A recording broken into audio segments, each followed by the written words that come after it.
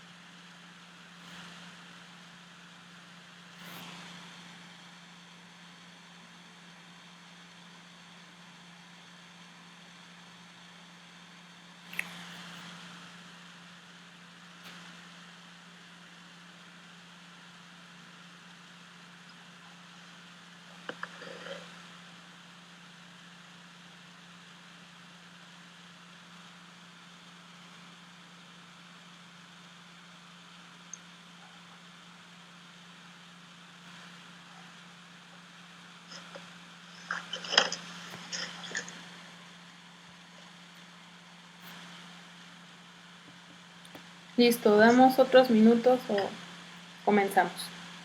Ok.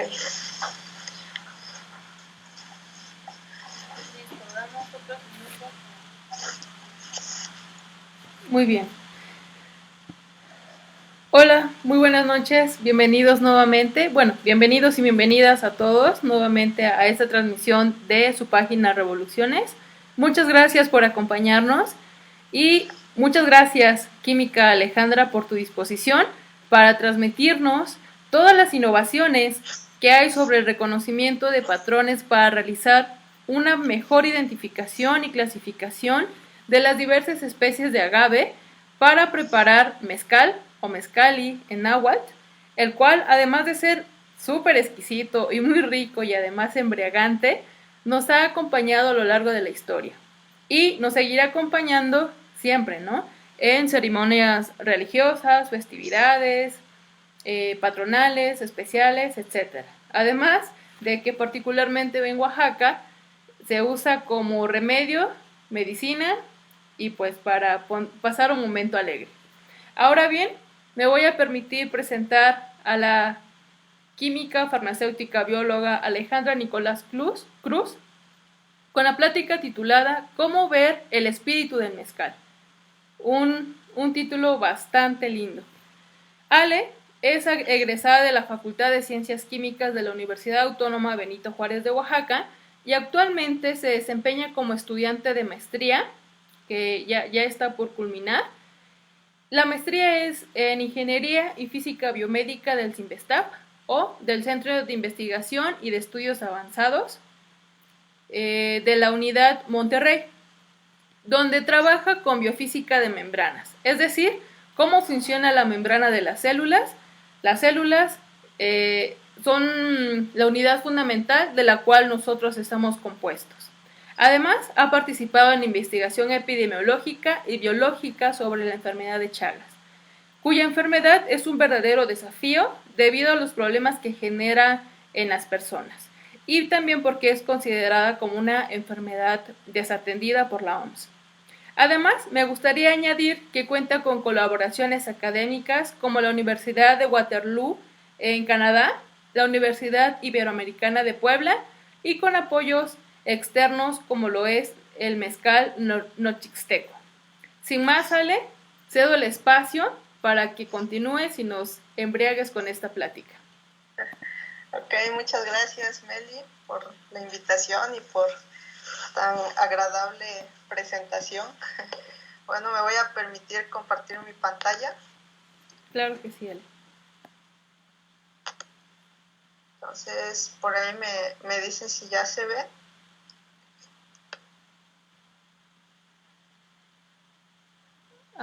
Ya nada más solo ponerlo en modo presentación y súper bien. Ok, de acuerdo. Creo que ahí ya se ve, ¿verdad? Ándale, sí, ahí se ve súper bien. Muy bien, excelente. Pues muchas gracias. Entonces vamos a empezar con la plática de hoy, la cual decidí titular ¿Cómo ver el espíritu del mezcal? Bueno, como podemos ver, pues el protagonista va a ser el mezcal, una bebida tradicional de Oaxaca. De hecho, tiene la denominación de origen Oaxaca en temas de mezcal. Y bueno, vamos a empezar con algo un poquito romántico, ya que se nos va acercando la noche, porque pues el mezcal no solamente es una bebida alcohólica, ¿no? que nos sirve para ponernos alegres, para convivir, sino que también representa cultura. Y más porque, como lo mencionaba, su denominación de origen pues la tiene principalmente Oaxaca.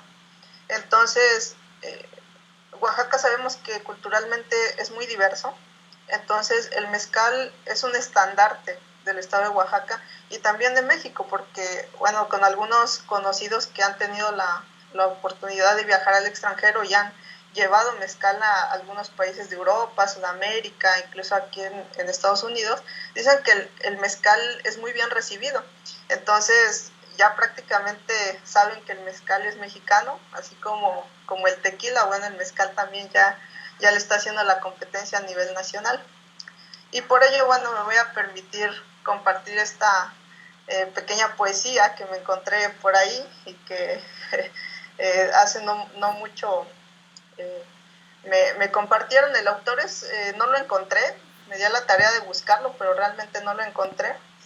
Y que bueno, estas líneas expresan mucho del sentimiento que causa el mezcal, ¿no? Que prácticamente para cualquier situación que se presente, el mezcal es la solución. Y bueno, voy a permitirme leer las líneas, iniciando con la frase más típica en el tema del mezcal, que es: para todo mal mezcal, para todo bien también, y si no hay remedio, litro y medio. Si el mal es del corazón, con más razón, pero si el mal está cabrón, un galón. Y si el mal es renuente, hay que empezar nuevamente. Ay, mezcal bendito, ay, mezcal sagrado, cuida mi intestino, el grueso y el delgado. Me sirvo la copa, levanto el brazo, inclino el codo y a la salud de todos me lo acabo todo. Entonces vemos que tiene esta parte poética y artística también el mezcal. Bueno, esto fue para dar un brevario cultural únicamente. Y ahora sí vamos a entrar de lleno con el mezcal para irlo conociendo, porque no solamente es consumirlo, ¿no? Y cualquier cosa que nosotros consumamos, sobre todo para convivir, no es nada más de me tomo una cerveza o me tomo un mezcal o me tomo un tequila, sino a veces conocer un poquito más o tener más detalles de esas cosas que son cotidianas para nosotros, pues es bastante lindo, ¿no? Entonces, el mezcal, como ya sabemos, es una bebida alcohólica y está clasificada dentro de las bebidas que son destiladas. En general, las bebidas alcohólicas tienen una clasificación que puede ser fermentados o destilados. En el caso de los fermentados podemos encontrar los vinos, el vino tinto, el vino blanco, que surgen a partir de la fermentación de la uva. También podemos tener lo que es la cerveza. Hay varios estilos de cerveza, las claras, las oscuras, o que son las pale ale, las lager, las stout, etc. Y que provienen principalmente de la fermentación del mosto a partir de diferentes granos, como puede ser la cebada, el trigo, la avena. También tenemos otra bebida fermentada, como puede ser el pulque, que esta, bueno, es a base de un tipo de agave, que básicamente lo que se hace es raspar el interior digamos, el tronco de ese agave, y eventualmente la misma planta va a segregar un líquido rico en azúcares, en carbohidratos, que se conoce como aguamiel, y esa, bueno, si la ponemos a fermentar en un recipiente, nos va a dar como producto el pulque.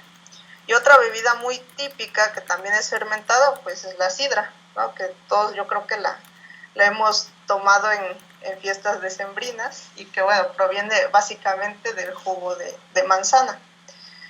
Y la otra parte de la clasificación son los destilados o bebidas espirituosas. ¿Por qué bebidas espirituosas? Más adelante lo vamos a discutir.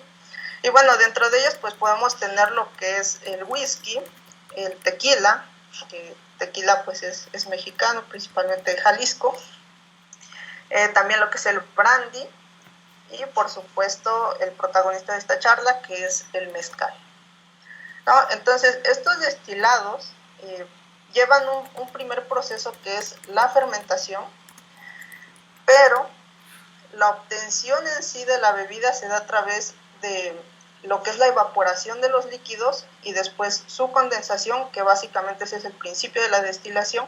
Entonces, cuando se evaporan los líquidos, se genera ahí pues algo que en la mitología pudiera ser como el espíritu de algo, de una persona. Entonces, mitológicamente, por eso es que las primeras bebidas destiladas se consideraban espirituosas, porque era como extraer el espíritu de la planta, por ejemplo, y obtener una bebida alcohólica. Además de que en algunas culturas también se consideraba que, bueno, por el contenido alcohólico de los destilados, si nosotros lo ponemos a macerar, es decir, ponemos en contacto con una planta que tenga propiedades curativas, el alcohol es un disolvente. Entonces puede extraer metabolitos o sustancias que son benéficas para la persona a partir de las plantas. Entonces, algunas aplicaciones en las culturas de antes era que utilizaban bebidas destiladas, como por ejemplo el ron, y le ponían ahí alguna planta que tenía propiedades curativas.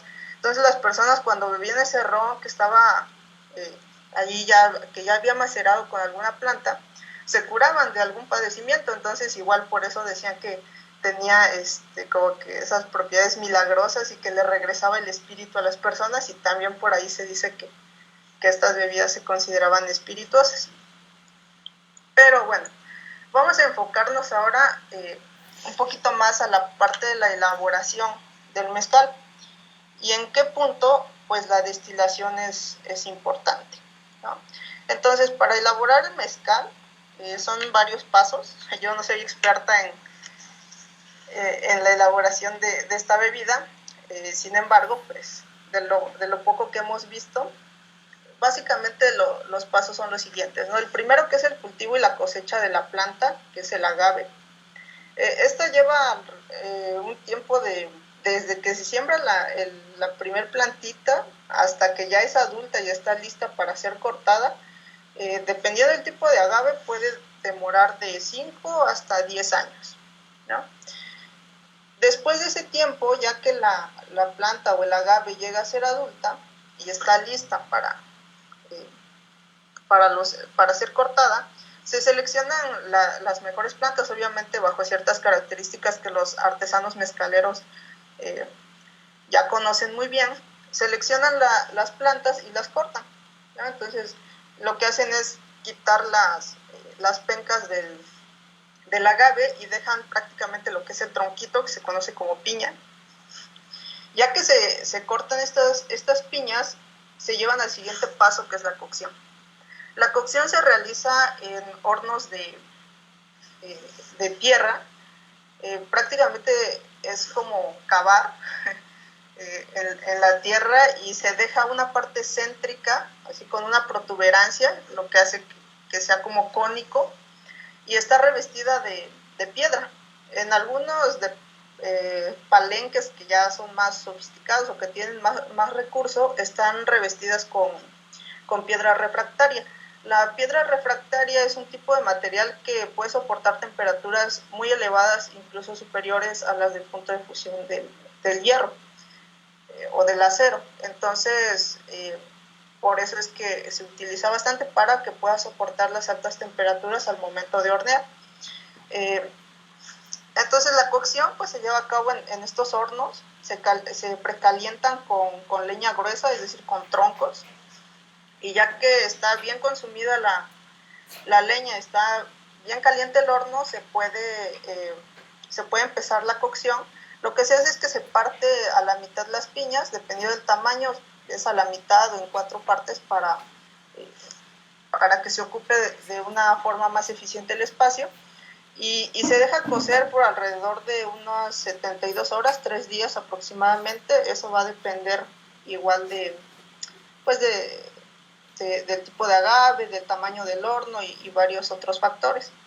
Una vez que se logra la cocción, va el siguiente paso, que es la molienda, ¿no? Entonces la molienda básicamente es triturar el agave que ya está cocido, y esto se hace en pozos egipcios, se conocen. ¿Por qué? Porque son, como podemos ver en la imagen inferior izquierda de la pantalla, básicamente es como un pocito no profundo donde se coloca el agave ya cocido, y tiene un poste en el centro.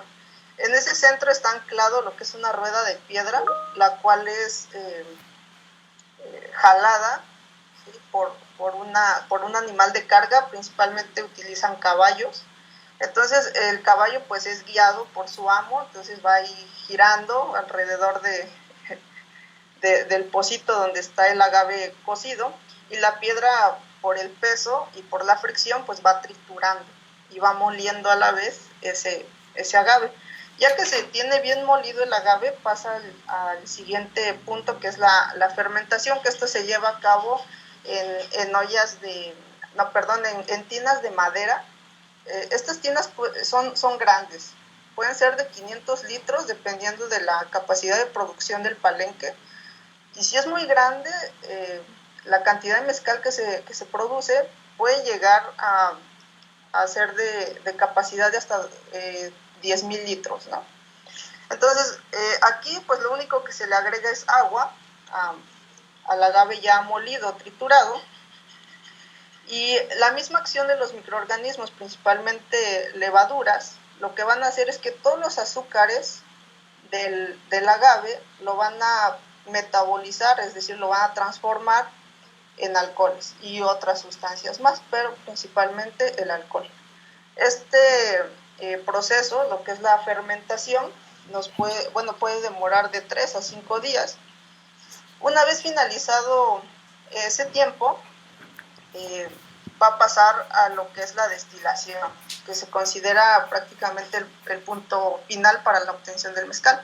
Aquí el objetivo principal es separar la parte líquida de la parte sólida del producto de la fermentación, que se conoce como mosto. De forma más coloquial lo conocen como tepache, pero bueno, la forma un poquito más técnica es mosto. Entonces se coloca en una olla de cobre que está conectada a través de un tubo igual de cobre, que lo lleva un serpentín que está inmerso en un refrigerante, y todo eso pues se conoce como alambique de cobre. En ese alambique de cobre pues, se va a llevar a cabo este proceso de destilación.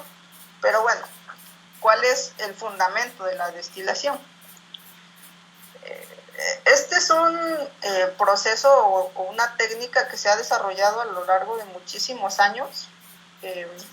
Por ejemplo, en el año de 500 antes de Cristo, en los lugares asiáticos, por ejemplo China, Japón, ya se hacían los primeros destilados muy rudimentarios, obviamente, de algunas bebidas alcohólicas. Y el primer destilado ya con una columna de destilación fue el whisky. Se tiene el registro que fue en 1512, donde básicamente lo que se hace es que se tiene, en el caso del mezcal, por ejemplo, el mosto. Entonces los líquidos al momento de calentarse se empiezan a evaporar y esos vapores van a ir escapando por donde encuentren una salida, ¿no? Entonces van a subir, obviamente porque pierden densidad, entonces van a subir y van a ir buscando esos huecos, ¿no? Entonces uno de esos huecos pues es un tubo largo, inclinado, que está cubierto por agua fría principalmente, que se conoce como refrigerante. Entonces esos vapores generan van a pasar por un choque térmico, porque van a estar a temperaturas, supongamos, de 50, 70, 80, 90 grados, y de repente van a pasar por un ambiente de aproximadamente 8 grados. Entonces lo que va a provocar es que regrese a su estado líquido y así vamos a obtener el producto que se conoce como destilado.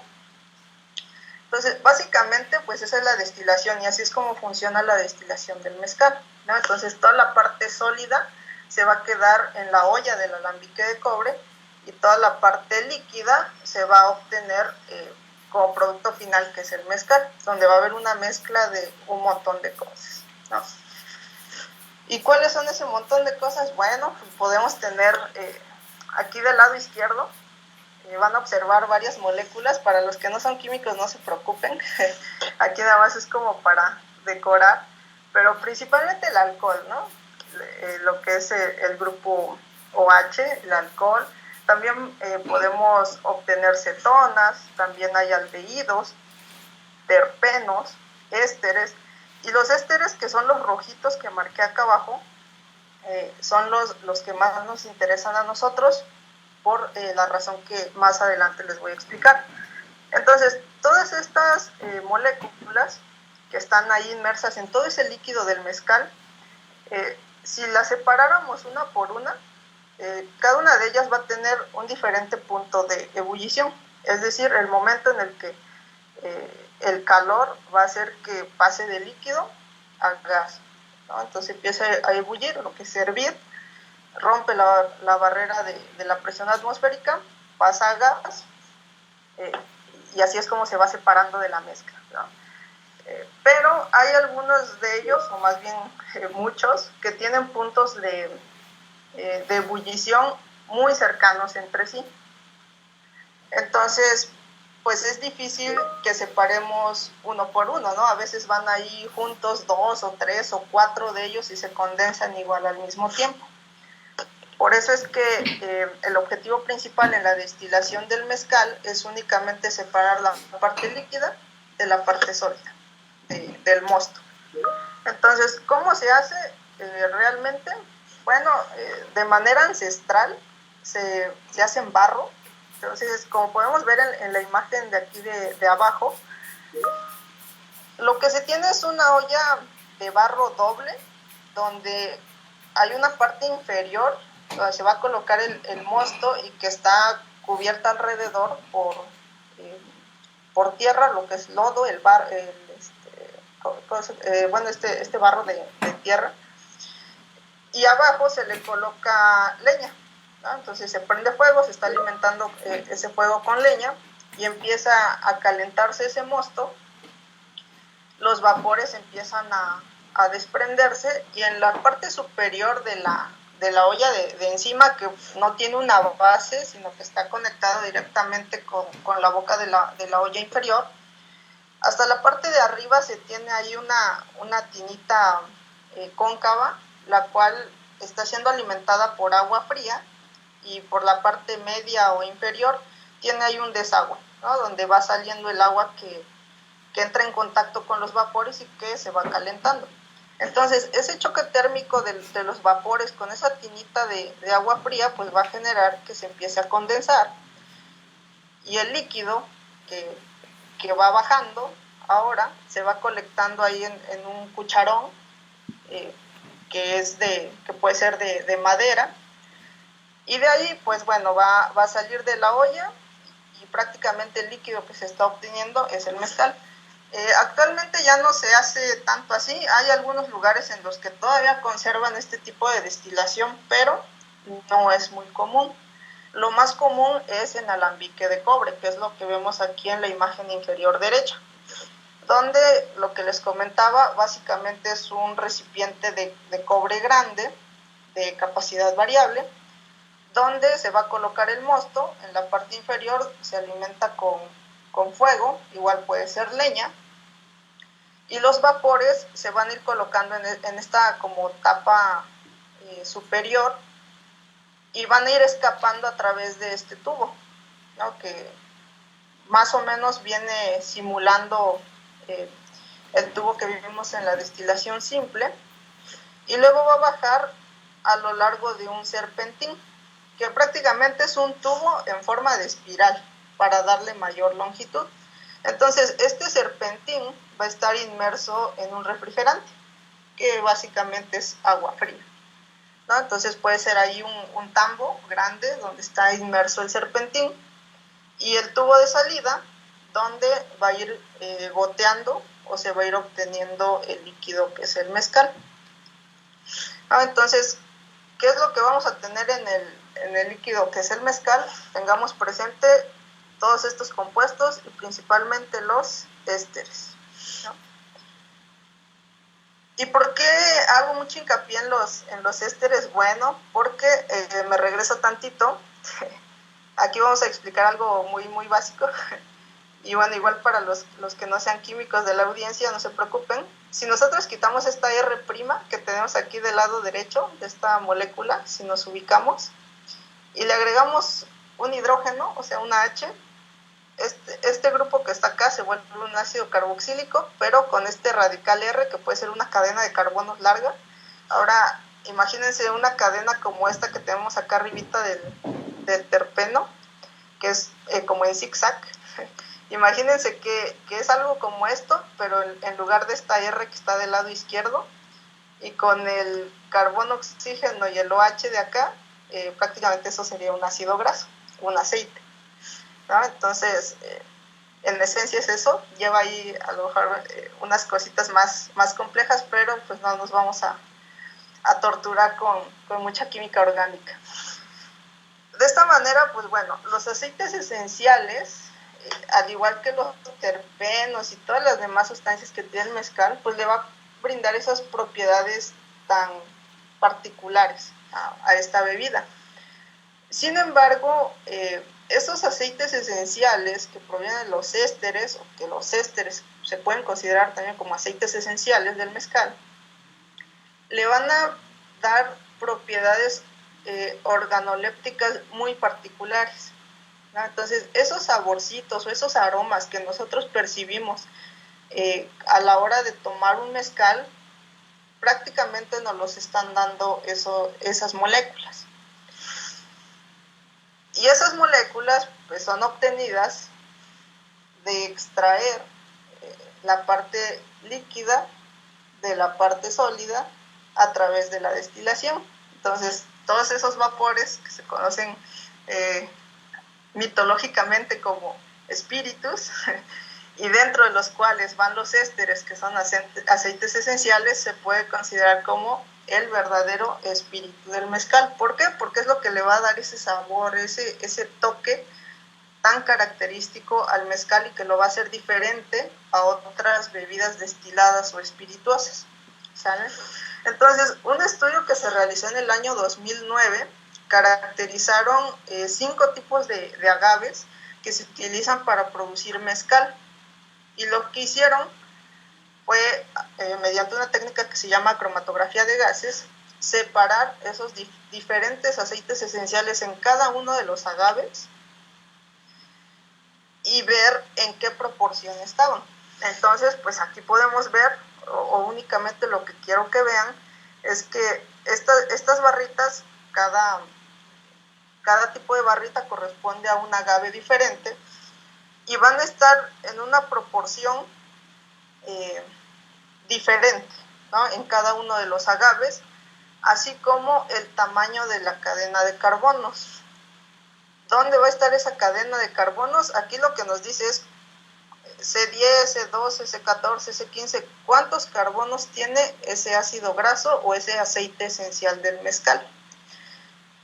Y bueno, me regreso tantito. ¿Dónde va a estar esa cadena de carbonos? Va a estar aquí, ¿sí?, en la R del lado izquierdo del éster, ¿sí? Bueno, entonces, pues aquí podemos observar, por ejemplo, que los que están en mayor cantidad o más presentes, o los aceites esenciales que están más presentes en los, al menos en estos agaves que se estudiaron, pues son aquellos que tienen cadenas de 16 carbonos, de 18, principalmente, ¿no? Entonces son cadenas relativamente largas. Y podemos observar diferencias entre los mismos agaves. Por ejemplo, aquí el agave Karwinski pues contiene muchísimo más ácidos grasos de 18 carbonos que, por ejemplo, el agave Cupriata, ¿no? Por este lado, digamos acá en este cuadrito podemos observar que igual este agave Karwinski tiene muchísimo más ácidos grasos con cadenas de 15 carbonos que el resto de los agaves. Entonces, esto es importante y lo vamos a ver a continuación. En un estudio que se publicó en Nature, bueno, es más como una nota que se publicó, unos investigadores estadounidenses analizaron estas diferencias entre las presencias de aceites esenciales, pero en whisky, ¿sí? Entonces, habíamos visto al inicio de la presentación que el whisky se considera también un destilado, está clasificado como un destilado o bebida espirituosa. Entonces, ellos lo que hicieron fue diluir el grado alcohólico de estos whiskies de 20 a también lo ajustaron a 40 y a 70% aproximadamente de porcentaje alcohólico, y lo que hacían era únicamente agarrar una gotita de ese whisky diluido o concentrado de alcohol, lo ponían en una plaquita de vidrio, calentaban, evaporaban y observaron que se quedaban como manchitas ahí donde estuvo la gota, y al observar al microscopio ellos observaron ciertos patrones de redes, que básicamente son redes de aceites, ¿no? Entonces, utilizando la técnica de microscopía invertida y por ahí otras donde modificaron algunos tipos de iluminación, lograron obtener este tipo de imágenes, ¿no? Donde para diferentes, en la parte de abajo aquí podemos observar para diferentes marcas de whisky que son añejados o reposados en diferentes barricas, es decir, barriles de madera, dependiendo si la barrica es nueva o reutilizada, y dependiendo también del tiempo en el que el whisky permanecía en esas barricas, los patrones eran diferentes. Entonces, aquí en la parte de abajo de la imagen podemos observar 4 diferentes marcas de whisky y sus huellas dactilares, como estos investigadores lo llamaron, ¿no? Entonces, ellos hicieron varias pruebas y lograron observar, al menos todo esto lo hicieron cualitativamente, que básicamente, dependiendo, como ya les mencioné, el tiempo de añejamiento, de reposado, y el tipo de barrica en el que se añejó o se reposó este whisky, el patrón iba a ser específico. Y de esta manera ellos también pudieron identificar, o más bien pudieron diferenciar entre el whisky americano y el whisky escocés. Pero bueno, nosotros pues no tenemos todavía la tecnología de ellos para realizar algo así con mezcal. Sin embargo, dos de nuestros grandes colaboradores, el doctor Rosendo y el doctor David Reyes, ellos bajo la dirección del doctor Carlos Ruiz hicieron un trabajo bastante interesante con liposomas, ¿no? Que básicamente los liposomas son esferitas que en la parte periférica de la esfera tienen fosfolípidos. Entonces es una bicapa, ¿no? de fosfolípidos, y lo que hicieron fue poner a interactuar esos liposomas con diferentes tipos de sales: cloruro de litio, cloruro de sodio, cloruro de potasio, cloruro de cesio. Y una vez que se tenía esa suspensión, lo que hicieron fue evaporar, igual, gotitas, y observaron que al momento de evaporar se formaban patrones diferentes o patrones muy específicos de cristales de sal, ¿no? Entonces podemos aquí observar en la imagen de la derecha cómo se van formando esos cristalitos, ¿no? Entonces acá en la primera fila tenemos cuando se pone en contacto estos liposomas con cloruro de litio, ¿no? El cloruro de litio es bastante higroscópico, quiere decir que se hidrata fácilmente, por eso es que no se puede observar tan fácilmente los patrones, porque se va disolviendo con la simple humedad del ambiente. Sin embargo, con el cloruro de sodio, el cloruro de potasio y el cloruro de cesio podemos ver estos patrones de cristales bastante bonitos. Y que bueno, los patrones pues va a depender de varias cosas. Va a depender primero del tipo de lípido con el que esté interactuando, también va a depender de la concentración de la sal que se va a colocar en la suspensión. Entonces, con estas dos ideas de que bueno, el whisky, que pues también es un destilado, deja patrones cuando se evaporan estas gotitas, pero una forma más sencilla de verlo, de ver los lípidos, entre comillas, lo podemos poner así por el momento, es agregando sales. Dijimos, bueno, ¿y por qué no hacerlo también con mezcal? ¿No? Y ya que los aceites esenciales son los que le dan el sabor característico al mezcal, pues ¿por qué no ver, y esto parecería algo medio loco, ¿por qué no ver el sabor del mezcal? O cómo podemos ver el verdadero espíritu del mezcal. Entonces, esta idea, pues dijimos, vamos a intentar abordarla. Y bueno, nos contactamos con una casa mezcalera en el municipio de Nochistlán, allá en Oaxaca, que es Mezcal Artesanal Nochixteco. Les planteamos la idea que nosotros teníamos, y ellos amablemente decidieron colaborar con nosotros dándonos muestras de sus mezcales.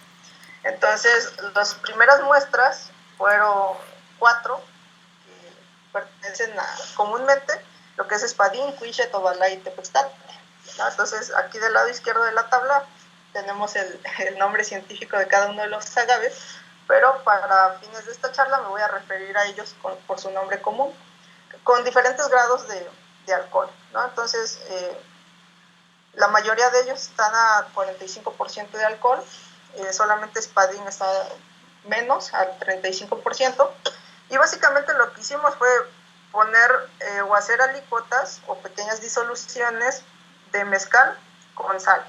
¿Qué sales? Bueno, evaluamos diferentes. Eso pues, ¿cuál utilizar? Depende mucho de la práctica, ¿no? En nuestro caso, el que más nos ha funcionado pues es el cloruro de cesio. Entonces, ya que se tiene esta mezcla, se se agita bastante bien durante aproximadamente 2 minutos, que es un procedimiento que se llama Vortex. Y de ahí lo que se hace es agarrar 5 microlitros de esta mezcla de mezcal con sal y las ponemos en portaobjetos, en unas plaquitas de vidrio, y las ponemos en una parrilla, aproximadamente ahí entre 50, 55 hasta 60 grados centígrados, y alrededor de 1 minuto ya se evapora la gotita. Como podemos ver acá, primero pues se empieza a evaporar la superficie y así hasta que se termina de evaporar todo el líquido, y lo único que vamos a obtener al final pues son los cristales de la sal, ¿no? Y bueno, nos encontramos con algo bastante bonito e interesante ya al momento de observar el producto de la evaporación de esas gotitas de mezcal. ¿Y qué fue? Bueno, en el caso del espadín, observamos gotas que, bueno, la gota está formada básicamente por lo que es un centro, y de ahí radialmente se va observando hasta irnos hacia la orilla, que se conoce como anillo, ¿no? Entonces, aquí observamos que en el caso del espadín, el centro prácticamente no está. Sin embargo, el anillo es bastante lindo lo que se forma. Entonces, si nos vamos de izquierda a derecha, de arriba hacia abajo, vamos a obtener el primer aumento, que es a 4 por. Y esta región que está en el cuadrito rojo, si lo aumentamos a 10 por, vamos a obtener esta imagen, ¿sí? Entonces podemos ver esos patrones de cristales, así como tipo flechitas, ¿no? Entonces, muy lindos los patrones que se forman con el espadín. Y luego si agarramos estas regiones, por ejemplo, aquí en el cuadrito rojo, y nos vamos al lado derecho, si lo aumentamos más, es decir, si le hacemos un zoom todavía mayor con el microscopio, podemos observar mejor los detalles de esos patrones, y que se observan así, ¿no? Entonces aquí, por ejemplo, podemos ver ahí como si fueran unas plumitas, una sobre otra, o como puntitas con flechitas, como gusten verlo. Y este es el patrón característico del espadín. Ahora, si nos vamos más hacia la parte tal cual periférica del anillo, como vemos en la imagen de acá abajo, y lo aumentamos, observamos que esos patrones se vuelven más robustos, ¿no? Más toscos, a diferencia de la parte que se va acercando más hacia el centro de la gota. Entonces, estos fueron así como los primeros resultados de ver, ¿no? Esos aceites esenciales del mezcal, y que prácticamente ustedes aquí lo que están viendo es el sabor del espadín. Es algo como raro, ¿no? Pero bueno, dijimos, ¿por qué el centro no se puede ver? Bueno, voy a recalcar aquí, esto es a una concentración del 2.5% de cloruro de cesio, es decir, 2.5 gramos en 100 mililitros de mezcal, en esa proporción. Y lo que hicimos, dijimos, bueno, vamos a aumentar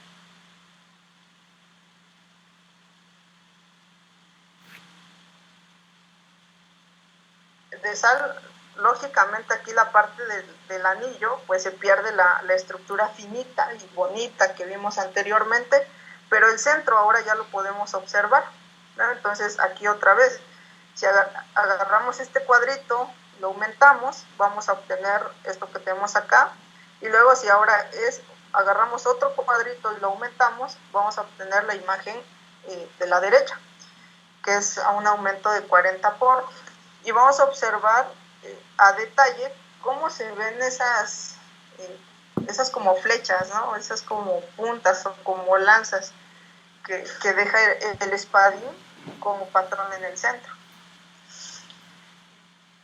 Pero bueno, dijimos, este es el primero, ahora vamos con otro.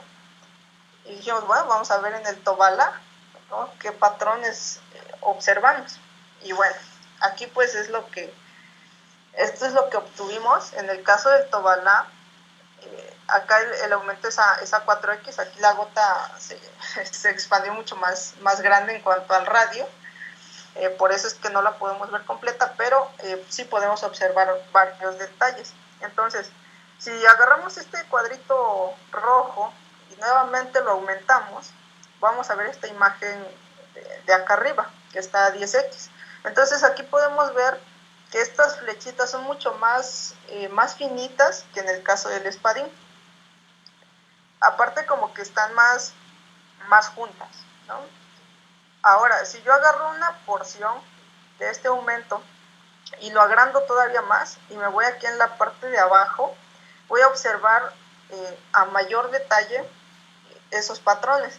Entonces, en el caso del Tobala, los aceites esenciales, al estar en contacto con una sal, básicamente nos van a dejar este patrón.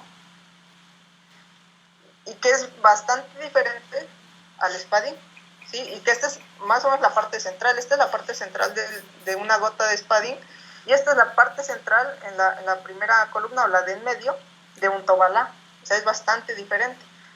Pero ahora, si nos vamos a analizar esta parte del anillo, donde tenemos el cuadrito azul, y lo aumentamos, vamos a obtener esta imagen. Entonces aquí vemos que el anillo, a diferencia del espadín, el espadín se forma un anillo pues bastante pues uniforme, bien definido y con cristales gruesos. En el caso del Tobala no es así. Como podemos ver, aquí pareciera que no se tiene, ¿no? Que tiene un espacio entre el límite del anillo y lo que es la parte más hacia el centro. Pero no, o sea, si le hacemos un zoom a eso, podemos observar que sí hay pequeños patrones de cristales. Entonces nos podemos ir a la última columna de estas imágenes y vamos a observar esos patroncitos que deja en el anillo o en la periferia de la gotita al momento de evaporar el mezcal Tobala. Entonces esto nos ha ido sorprendiendo bastante. Y bueno, aquí les presento el Cuiche, que es uno de mis favoritos por la perfección que presenta la gota, básicamente, ya que tiene un centro casi perfecto, o yo podría decir perfecto. Luego de forma radial se va haciendo más grueso y más grueso los patroncitos de cristales de sal conforme se va yendo hacia el anillo de la gota. Entonces, ahora si hacemos un zoom a esa parte central, vamos a ver lo que tenemos aquí en el 10 por o 10X. Entonces, estos son los patrones que se observan en el centro, pero para verlos a mayor detalle le hacemos otro zoom y esto es lo que se observa, ¿no? Entonces aquí se ven como si fueran, no sé, como pequeñas espaditas, unos patrones muy, muy, muy bellos, los que tiene el Cuiche justamente en el centro. Sí, entonces aquí se ven como más desordenados, pero conforme se va yendo hacia la orilla, se empiezan a ordenar y esas flechitas se van orientando hacia el centro, ¿no? Entonces ahora podemos ir analizando más partes de esta gota tan perfecta como lo es el mezcal Cuiche. Entonces aquí lo que podemos observar ahora en la parte del anillo es que si yo agarro este cuadro y otra vez le hago zoom, obtengo esto y puedo ver qué patrones tengo en el anillo, ¿sí? Entonces, estos patrones pudieran parecerse un poquito a lo mejor al espadín, pero bueno, si los comparamos, nos regresamos un poquito acá, por ejemplo, ahí sí tiene como cierto parecido, ¿no? Pero la ausencia de centro y la uniformidad en cuanto a los patrones que deja, pues es bastante diferente con respecto al Cuiche. Entonces aquí podemos ver en el anillo de estas gotitas, pues los patrones que estamos viendo, ¿no? Entonces esos aceites esenciales, cuando ustedes toman un mezcal Cuiche, pues así son, ¿no? Así son, esta es la huella de ese mezcal, ¿no? Y ahora pues podemos observar todavía más detalles, ¿no? Entonces nos vamos ahora aquí a la parte intermedia entre lo que es el centro y la orilla de esta gota, Y así es como se observan esos detalles, ¿no? Entonces, es muy, muy, muy bonito cómo se forman estos patrones, estos cristales de sal que secuestran básicamente esos aceites esenciales para que no se junten entre todos y los podamos ver individualmente, o al menos en grupos pequeños. Y finalmente, pues tenemos lo que es el cuarto agave, que es el tepextate, que nos dio bastantes problemitas. ¿Por qué?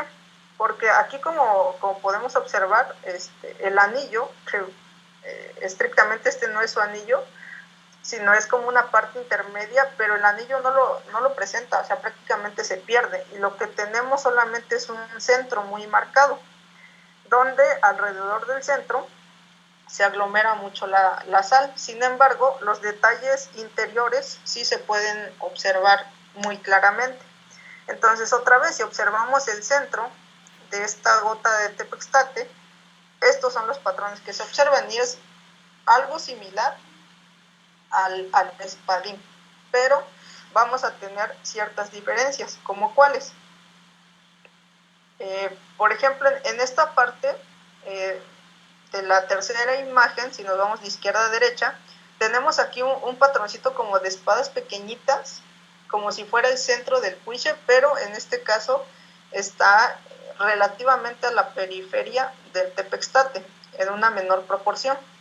Y tenemos estos entrecruzamientos bastante extraños, ¿no? Entonces, es algo que deja el tepextate al momento de ser evaporados, y que se nos hizo pues muy, muy interesante, ¿no? Entonces, esto apenas vamos a irlo discutiendo, por qué se forman pues este tipo de estructuras. Dependiendo del tipo de agave, habría que revisar bien cuáles son las características de los aceites esenciales, o nosotros mismos pues tratar de hacer un estudio más exhaustivo, ¿no? Pero también se requiere muchísimo más recursos para utilizar, por ejemplo, cromatografía de gases, un equipo más sofisticado que nos permita aislar uno por uno cada uno de los aceites esenciales.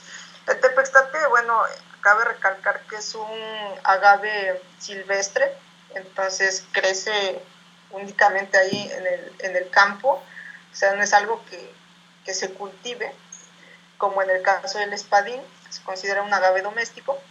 Entonces, igual, ¿no? Esas excentricidades de los agaves silvestres, pues los estamos observando en estos patrones. Y bueno, aquí podemos observar más detallitos, ¿no? Entonces, si aumentamos todavía más este patroncito aquí del tepextate, pues estos son los detalles que estamos observando, ¿no? Entonces, son patrones de cristales muy, muy diferentes a los que hemos visto anteriormente, y bastante lindos, al menos a la vista, ¿no? Entonces, lo que están viendo acá es el sabor y el espíritu del tepextate. Y bueno, hasta aquí, pues, ¿qué es lo que sigue para nosotros o para este proyecto? Bueno, lo que se tiene pensado es utilizar una herramienta que está muy de moda con el avance tecnológico, que es el Machine Learning, que es una disciplina de la inteligencia artificial, y básicamente es un código que lo que hace, pues, controla una máquina, por así decirlo, para que realice una actividad en específico, ¿no? Básicamente lo que nosotros intentamos hacer con Machine Learning es darle a este programa, que son un montón de líneas de código, darle como dato, como entrada, una de nuestras imágenes, ¿sí? Con patrones específicos de algún mezcal que evaporamos. Y lo que hace todo este código, lo que hace Machine Learning, es extraer las características, es decir, una cantidad enorme de patrones que voy a ir identificando, ¿no? Por ejemplo, la longitud de este cristal, la orientación, el grosor, a lo mejor esas variaciones de luz en escala de grises, que es principalmente como se trabaja en imágenes. Todas esas características que si las observamos muy, muy, muy a detalle, pueden ser cientos o miles de características, ¿no? Entonces, lo que hace prácticamente una computadora es extraer todas esas características y después, mediante un montón de instrucciones, de diagramas, de redes, clasificarlo y decir, esta imagen que tú me estás dando corresponde a tal agave. Entonces, como resultado me va a decir a qué agave corresponde, sin que yo se lo diga. ¿Y cómo se perfecciona este programa? Pues alimentándolo de muchísimos datos, ¿sí? Lo que hago es ahora meterle cientos, miles de imágenes para que las clasifique y que pueda reconocer todavía muchísimas más características o patrones y que eso haga una clasificación todavía muchísimo más eficiente, ¿no? Entonces, este es el siguiente paso al que nosotros queremos llegar y con lo cual, pues, le doy por terminada esta charla. Espero que les haya gustado, se alargó mucho, pero igual no se hayan aburrido y que les haya gustado cómo se ve el mezcal, ¿no? Cómo se ve el espíritu y los sabores del mezcal, que solamente nosotros los percibimos cuando tomamos una copa de mezcal, pero que difícilmente los podemos ver. Entonces, nada de esto sería posible sin un equipo de trabajo, obviamente, el cual, pues, en nuestro caso somos jóvenes investigadores con muchísimas ganas de aportar a la sociedad. Aquí les quiero presentar al doctor David Reyes Figueroa. Él es postdoctorado en la Universidad de Western Ontario en Canadá. Entonces, él es el que da estas ideas de qué hacer, ¿no? A él es el que se le ocurrió el proyecto, el que nos invitó y al que le toca resolver las preguntas más profundas de estos temas, ¿no? Entonces, cuando no sabemos por qué suceden las cosas, el doctor David es el que se encarga de tratar de darle una respuesta lógica a eso. Bueno, su servidora, pues yo soy estudiante de maestría del CIMBESTAB Monterrey, entonces yo me encargo de la parte experimental, de estandarizar todos estos procedimientos de evaporación de gotas, pero pues siempre con la ayuda de alguien más, en este caso el máster en evaporación de gotas, el que tiene mayor experiencia, que es el doctor Rosendo Pérez Isidoro del Centro de Investigación en Química Aplicada, que pues cuando no sabemos por qué no salen las gotitas o por qué no observamos sus patrones, él es el que nos rescata, él es el que nos da los tips de cómo hacer la experimentación. Y bueno, la parte compleja del desarrollo de código y todo esto de machine learning, de inteligencia artificial, bueno, de eso se encarga pues el maestro Carlos Salgado, que él es nuestro Artificial Research Consulting. Entonces, él es el que se encarga de toda la parte de programación, del desarrollo de software. Y bueno, también la parte de gestión y el apoyo colaborativo ahí con otros centros también es muy importante. Entonces, para las futuras publicaciones, para más apoyo en cuanto a equipos, por si nos llega a hacer falta algo, igual para ello nos apoya mucho y colabora con nosotros el doctor Manuel Acevedo de la Universidad Iberoamericana en Puebla. Y bueno, pues lógicamente le damos unas infinitas gracias al apoyo al mezcal Nochixteco de Nochixtlán en la Mixteca Alta en el estado de Oaxaca, que pues prácticamente sin la materia prima que es el mezcal, nada de esto sería posible. Así que si algún día van a Nochixtlán, pues no pueden irse del lugar sin antes haber probado mezcal Nochixteco. Así que bueno, por mi parte sería todo. Muchísimas gracias por su atención.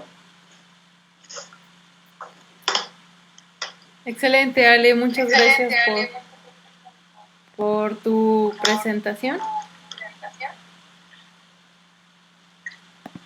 Estuvo bastante interesante, me gustó mucho y a la audiencia también fue muy gustosa de escucharte. escuchar. Tenemos Pues qué bueno. una infinidad de felicitaciones y bueno, voy a proceder con algunas. Dice Ita Velasco, toda mi admiración amiga, un orgullo que lleves a Oaxaca en tu ámbito. Te admiro, eres la mejor. Un placer escucharte, nos dice Judith Mayoral. Brenda Nicolás nos dice como siempre, súper profesional. Gisela Rojas nos Muchas dice, gracias. un gusto escuchar tus conocimientos, Química Alejandra. Neto López nos dice, saludos de Mezcal Nochixteco. Omar Morales nos dice, saludos Muchísimas Ale. gracias. Fátima Fuentes nos dice, excelente participación Alejandra Nicolás. Mi etapa favorita, el destilado. Y bueno, Qué tenemos... bueno, que me ha gustado. sí. Tenemos dos preguntas básicamente. Me voy a Sí, permitir Yaslan. leerlas, ¿sale? La Ok. primera de ellas nos dice Concepción Romero. ¿Cuál es el proceso por el cual no se sobreexplote la planta de agave?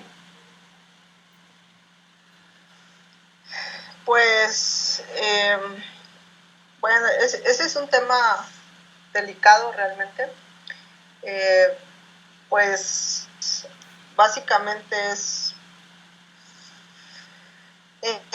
no, en el caso, sobre todo de los agaves silvestres, el, no sé si sea lo mejor porque yo no soy productora de mezcal, ¿verdad? Pero una posible alternativa es que se trate de domesticar, es decir, que tengamos un cultivo específico de por ejemplo, tepextate, ¿no? Que es un agave silvestre, para no estar acabando con la flora que está en la vida de los montes, ¿no? De la vida silvestre.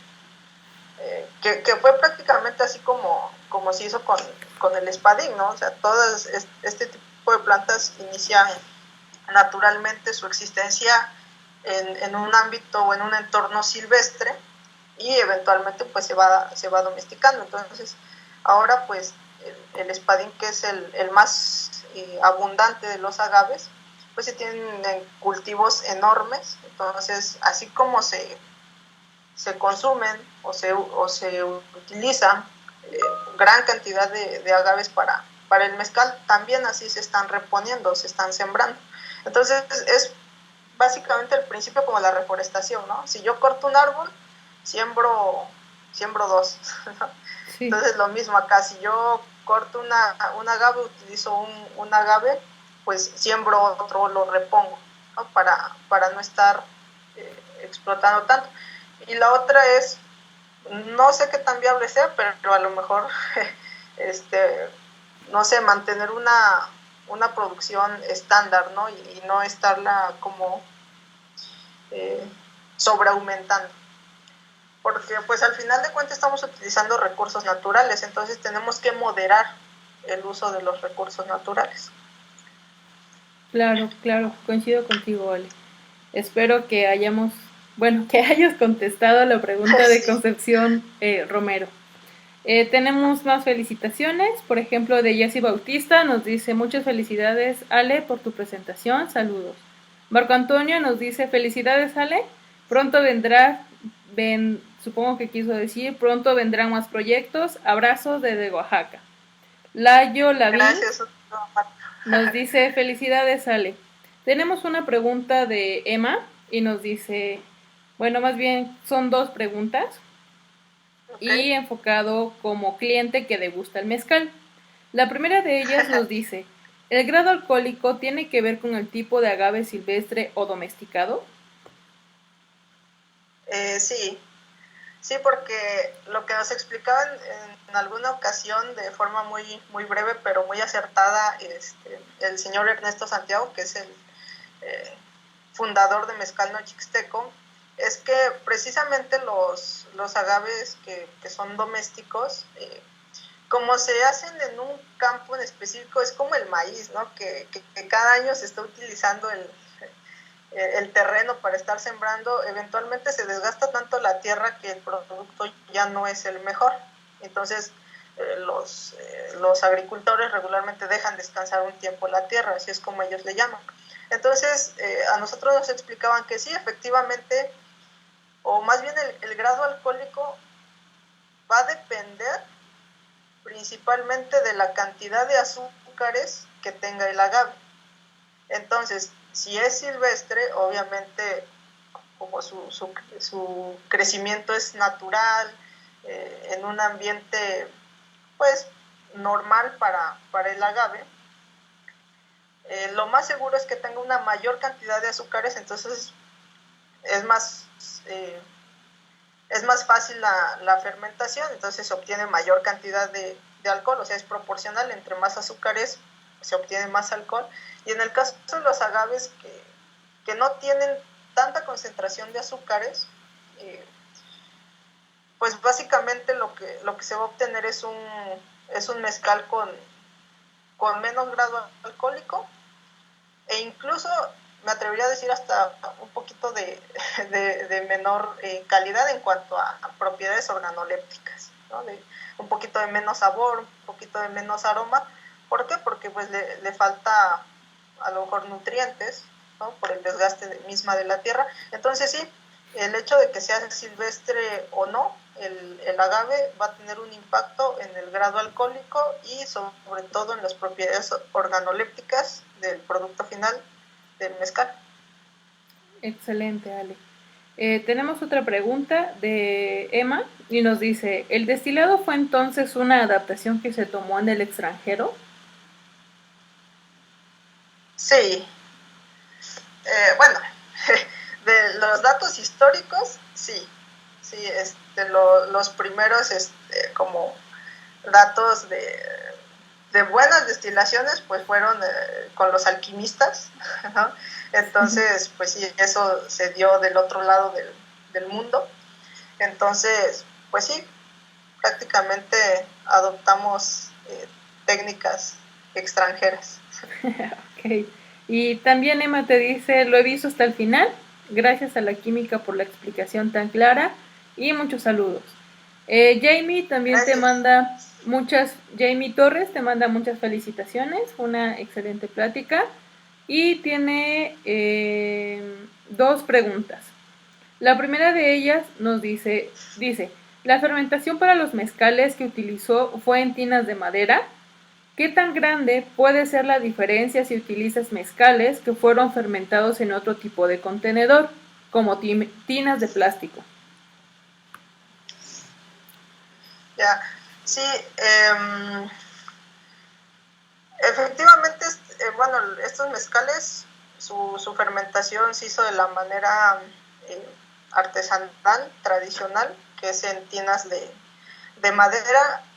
Realmente le mentiría si dijera, no, pues estas son las diferencias entre una tina y otra, porque es algo que no hemos estudiado.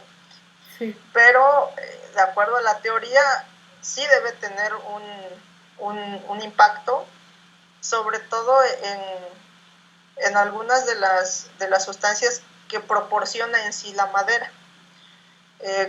Algunos mismos aceites esenciales de la propia madera, porque recordemos que en el caso de los destilados que son reposados o añejos, sus propiedades más de sabor y aroma y de color se los proporciona la madera. En el caso aquí de la fermentación, a lo mejor podríamos decir que no tiene mucho impacto, pero sí, porque al final de cuentas es materia orgánica. Y si nosotros pusiéramos a fermentar el mosto en una tina, por ejemplo, de acero inoxidable o de plástico, eventualmente sí debe cambiar ciertas propiedades del mezcal. Y yo creo que a lo mejor el punto de referencia que podemos tener es, si nosotros tomamos un mezcal que lleva un proceso más industrializado, que no voy a mencionar marcas porque no voy a hacerle promoción a otros mezcales, pero de los que viven en Oaxaca, yo creo que saben más o menos qué empresas llevan un proceso más industrializado, donde utilizan acero inoxidable. ¿no? Durante su proceso, incluso en la destilación, o sea, no utilizan el alambique de cobre que también le proporciona ciertas propiedades al destilado. Entonces, si ustedes comparan un mezcal de esos con un mezcal netamente artesanal y van a un palenque o directamente de un palenque, ahí pueden de forma muy empírica identificar algunas diferencias entre uno y otro mezcal.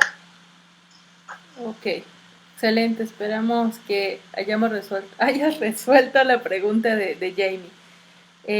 Tenemos un comentario de Ana Martínez y nos dice, fue muy grato escuchar su presentación, como siempre, Química Nicolás. Saludos de Oaxaca, que le deseamos lo mejor. Nos dice Marco Antonio, una pregunta, siendo de un estado famoso por el mezcal, ¿cómo y en qué área aplicaría su proyecto en Oaxaca? Bueno, ahí no quería tocar mucho ese tema, ¿verdad? Porque es más un sueño que tenemos en el equipo, pero pues muy a grosso modo lo voy a mencionar. Y es que si bien la técnica para caracterizar un mezcal de forma muy analítica, muy estricta, muy específica, es a través de cromatografía de gases, ¿no? Como en el caso del estudio que les presenté, donde identificaron perfectamente qué aceite esencial era y cuántos carbonos tenía, o sea, ese grado de analítico. Entonces, por ejemplo, para certificar un mezcal necesita fuerza pasar por cromatografía de gases, por un estudio analítico por cromatografía de gases, pero este tipo de estudios, o análisis más bien, son muy costosos, muy costosos. Ahorita no tengo la cifra exacta, pero sí son muy costosos. Y a veces, por alguna falla que haya tenido el productor en la elaboración de su mezcal, puede ser que no cumpla con esos estándares, ¿no? Entonces, si se implementan técnicas mucho más económicas y sencillas que le den una idea al productor de cuál es la calidad de su mezcal, antes de llevarlo a un análisis demasiado costoso, creo que esa parte sería lo ideal que hicieran, ¿no? En el caso de la evaporación de gotas, apenas nos falta evaluar cómo cambian estos patrones cuando se adultera el mezcal, que es otro de los temas ahí bastante controversiales e interesantes en la industria mezcalera, cuando tiene altas concentraciones de metanol o de alcoholes superiores, que bueno, esos ya son temas un poquito más específicos. Ahora nosotros vamos a evaluar también cómo se modifican estos patrones que les mostramos en un mezcal de buena calidad cuando es adulterado. Y si nosotros somos capaces o podemos identificar así visualmente, mediante solamente un microscopio y un poquito de sal agregado al mezcal, los productores pueden utilizar esa técnica y decir, bueno, como que este patrón se ve mal, y como que indicaría que a lo mejor mi producto no es tan bueno, pues entonces mejor trato de corregir algunos aspectos durante mi proceso para mejorar la calidad de mi mezcal. Entonces por ahí va la idea, ¿no? Y por eso es que Mezcal Nochixteco pues se animó a proporcionarnos ellos el mezcal para que nosotros podamos hacer estos estudios. Entonces las primeras aplicaciones ya en la industria mezcalera, pues los ganadores pues, va a ser Mezcal Nochixteco, obviamente, para que ellos empiecen a implementar esas técnicas y que ellos mismos vayan viendo, ¿no? Mediante patrones de evaporación de gotas de mezcal, cómo es la calidad, al menos cualitativa, de su mezcal. Ok, excelente, Ale. También tenemos otra, pues muchas felicitaciones. Voy a leer algunas de Alan Santiago, nos dice interesante tema. Y tenemos una pregunta de Joshua y nos dice, ¿el mezcal que estás revisando, has observado cuántas notas tiene? No, realmente yo no soy catadora de mezcales.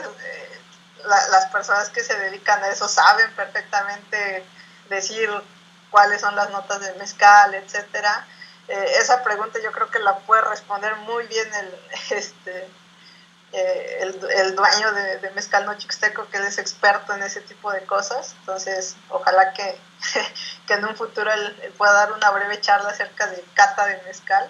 Sí, por supuesto. Poder responder esas preguntas que al menos para los que gustan mucho del mezcal, yo creo que es un tema muy bonito, ¿no? Aprender a catar el mezcal. Sí. Pero ahí sí le debo la respuesta, porque bueno, yo no soy catadora de mezcales. Nosotros nos dedicamos solamente más a la parte de análisis experimental. Ok. Y bueno, tenemos finalmente otra felicitación de Klaus Gabriel y nos dice: felicidades, Ale, vamos por más.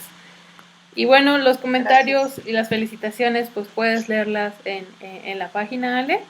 Y quiero comentarte también que el foro está abierto para que demos respuesta para las notas que llega a tener el mezcal, ¿no? La invitación queda abierta y yo te agradezco muchísimo. Pero yo tengo una pregunta bastante, bueno, más que bastante importante en el sentido de las innovaciones con respecto a los datos, ¿no? Ya hay otros países, tienes conocimiento si hay otros países que ya están utilizando el Machine Learning para justamente hacer lo que tú planteas, o si se ha hecho solo con mezcal, por ejemplo, con whisky, con cerveza, no lo sé. Pues fíjate que no hemos visto hasta ahorita, que nos falta hacer una revisión exhaustiva y una búsqueda muy minuciosa acerca de eso, de qué innovaciones se están haciendo en implementar inteligencia artificial para reconocimiento de patrones, específicamente así como lo planteamos nosotros. Pero bueno, hasta ahorita, al menos de lo que yo tengo conocimiento, no, pero por ahí sí, si se encuentran algo, avísenme. Entonces, claro.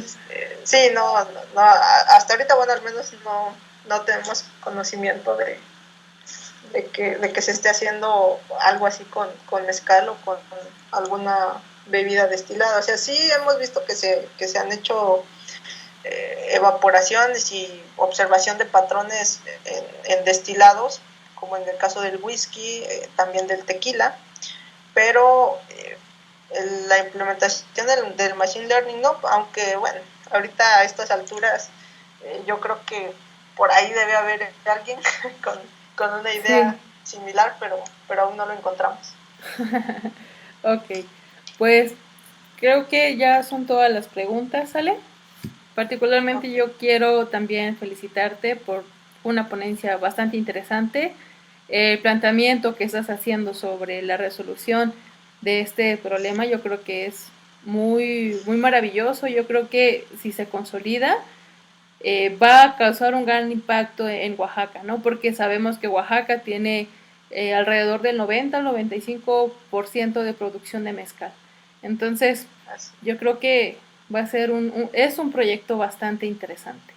Y pues no me queda más que agradecer, Ale, agradecer tu disposición, tu tiempo, tus ganas de querer transmitirnos todo y lo mucho que sabes. Y bueno, reiterarte que el foro queda abierto para ti y para todos aquellos que quieran hacernos partícipes de sus proyectos, de algún tema en particular, cultura o de lo que gusten compartirnos.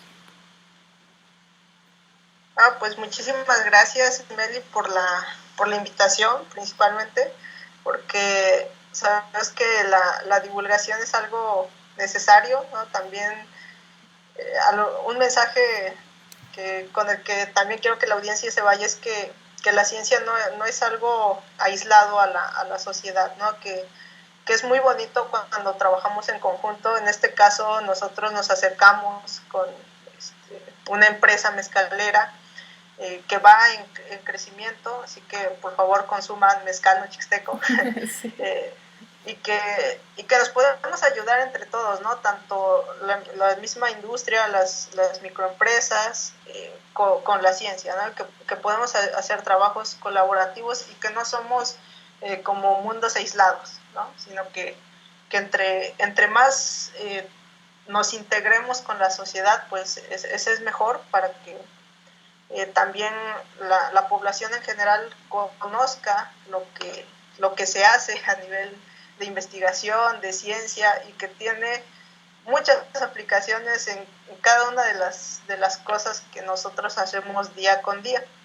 Entonces, pues espero que también se lleven esa reflexión. Y pues bueno, enhorabuena por el proyecto de Revoluciones, que la tarea de divulgación no es nada fácil, pero igual muchísimas felicidades, Meli, por la iniciativa y nuevamente por la invitación a este foro para darnos a conocer y dar a conocer un poquito de lo que se está haciendo.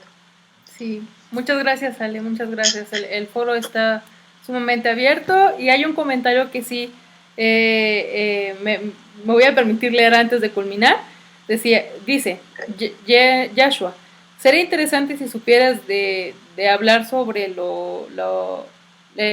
dice, ¿qué? Sería interesante si supieras de ello porque hablaste del espíritu del mezcal y podrías complementar hablando de las notas, ¿no? Esperamos que se pueda consolidar la plática. Pues vamos a gestionar, vamos a ver qué se puede hacer con tal de complementar esta parte, ¿no? Sí. A la próxima plática se llamará cómo percibir el espíritu del mezcal, ¿no? Aquí la plática era cómo verlo únicamente, ¿no? Y por eso es que la parte de notas, de cata, no es algo esencial de la charla, sino solamente el observar, ¿no? Lo que nosotros vemos, claro, del mezcal, y que normalmente no se puede observar. Entonces, pero sí, o sea, ojalá que se pueda dar ahí una charla de cata de mezcal por parte de los productores, o al menos un pequeño tutorial para aquellos interesados. Claro, por supuesto que sí. Bueno, no me queda más que agradecerte nuevamente, Ale, y agradezco a toda la amable audiencia por acompañarnos. Sin antes, me voy a despedir, pero sin antes quisiera comentarles sobre nuestra siguiente charla, y está denominada como Mosquitos, amigos o enemigos. Va a ser dada por el maestro en ciencias Edgar Quesada Ruiz, que es estudiante del doctorado del CIMBESTAB y es muy apasionado de los mosquitos. Y también quiero recordarles que no olvidemos seguir cuidándonos, hay que seguir siendo responsables. Y bueno, también me gustaría que estuvieras presente en la próxima ponencia. Y bueno, claro que sí, por ahí vamos a estar presentes. Muchas gracias. Muchas gracias a todos. Espero que pasen una excelente tarde y nos vemos en breve para el próximo jueves para la ponencia de mosquitos, amigos o enemigos. Muchas gracias. Hasta luego. Ale, no te desconectes. No, aquí sigo.